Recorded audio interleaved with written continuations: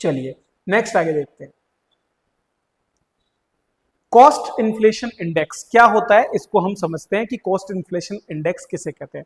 दरअसल आयकर विभाग ने लॉन्ग टर्म कैपिटल गेन की गणना के लिए इस कॉस्ट इन्फ्लेशन इंडेक्स को अभी अधिसूचित किया है और इसकी संख्या को बढ़ा दिया है, ठीक है, इसकी मात्रा को बढ़ा दिया है। तो 363 की बजाय अब इसको 376 कर दिया गया। किसके द्वारा? Central board of direct taxes, केंद्रीय प्रत्यक्ष कर बोर्ड जो है उसके द्वारा। क्या होता है मैं आपको समझाता हूँ, CII, ठीक है। तो 2024-25 का जो बजट आया था, ठीक है, 2024-25 का बजट कब आया था? जुलाई 2024 में, क्योंकि मध्यावधि हमारे चुनाव थे, तो चुनाव जब होते हैं तब आपको पता है ना कि पूर्ण बजट नहीं आता है ना, 2 महीने के लिए अनुदान दिया जाता है और उसके बाद में जुलाई में वापस से बजट आता है। तो जुलाई 2024 में बजट आया और सरकार ने जो है लॉन्ग टर्म जो कैपिटल गेन टैक्स है उसको जो है चेंज किया, उसकी दरों को चेंज वहां पर किया। पहले जो 10% के करीब टैक्स लगता था उसको फिर इस तरह से चेंज किया गया कि अगर आप CII से एडजस्टेड अगर कोई भी कैपिटल गेन करते हैं तो उसमें 12.5% के करीब क्या लगेगा? टैक्स लगेगा। वहीं पर अगर ये बिना CII एडजस्टेड होगा तो उसमें 20% टैक्स यहाँ पर लिया जाएगा किसी भी प्रकार के लॉन्ग टर्म कैपिटल गेन के लिए। तो CII अर्थात क्या? Cost inflation index. ये क्या होता है? ये दरअसल महंगाई को एडजस्ट करने के बाद वास्तविक कैपिटल गेन की गणना में मदद करता है। तो किसी भी संपत्ति को बेचने पर जो हमें लाभ होता है, ठीक है, वो दरअसल कैपिटल गेन के रूप में होता है और उस पर लगाया जाने वाला जो टैक्स है उसको हम कैपिटल गेन टैक्स कहते हैं। अब संपत्तियां किस तरह की होती है और किस तरह से ये संपत्तियों को हम देखते हैं तो उस पर हम थोड़ा सा बात करने की कोशिश करेंगे। तो देखिए दोस्तों, जैसा मैंने बताया 23 जुलाई 2024 के पहले बेची गई जो जितनी भी संपत्तियां हैं उन पर इसका लाभ मिलेगा। बाद में बेचेंगे तो 2 विकल्प है।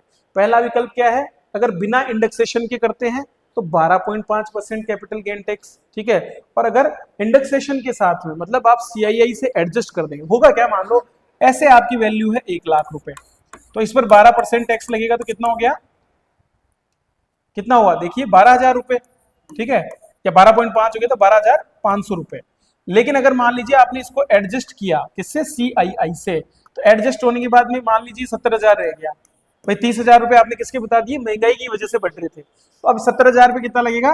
20%, तो कितना हो गया? 14,000 रुपए। तो आप इनमें से कोई सा भी चुका सकते हैं। आप ये तय करें कि आप CII के बेस पे करेंगे या फिर बिना CII के, ठीक है। तो अगर आपने एडजस्ट नहीं किया है तो आपको 12.5 देना पड़ेगा और अगर आपने एडजस्ट कर दिया तो आपको 20% देना पड़ेगा। इस तरह से पहले हम ये समझते हैं कि कैपिटल किसको बोलते हैं और कैपिटल गेन टैक्स और ये सब क्या होता है ना, ये चीजें थोड़ा समझना हमारे लिए जरूरी है। कैपिटल का मतलब होता है, कैपिटल पूंजीगत संपत्ति क्या होता है, कैपिटल असेट क्या होता है, इसमें आपके आता है विभिन्न प्रकार की भूमि। अगर आपके पास कोई भूमि है, कोई भवन आपके पास है, कोई घर की संपत्ति है, कोई वाहन है, किसी तरह का पेटेंट है, कोई ट्रेडमार्क है, कोई पट्टे का अधिकार है, कोई मशीनरी है या कोई भी आभूषण है, इन सबको हम पूंजीगत परिसंपत्ति या कैपिटल असेट के रूप में देखते हैं, ठीक है। इसमें कौन सी चीज सम्मिलित नहीं होगी? कृषि भूमि।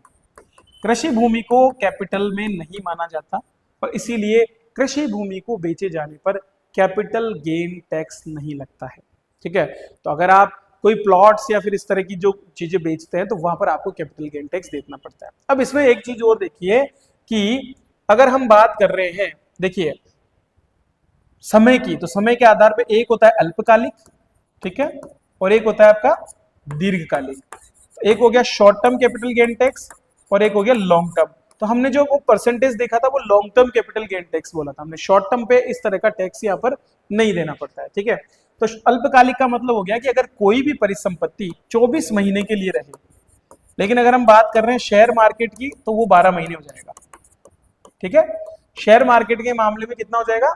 स्टॉक एक्सचेंज में जो भी शेयर है, जो भी आपकी प्रतिभूतियां हैं, ठीक है, और जो भी म्यूचुअल फंड है उनमें 12 महीने का टाइम होता है और अगर बाकी जितनी भी चीजें उनमें 24 महीने। इनसे अगर कम है तो वो अल्पकालिक हो गया।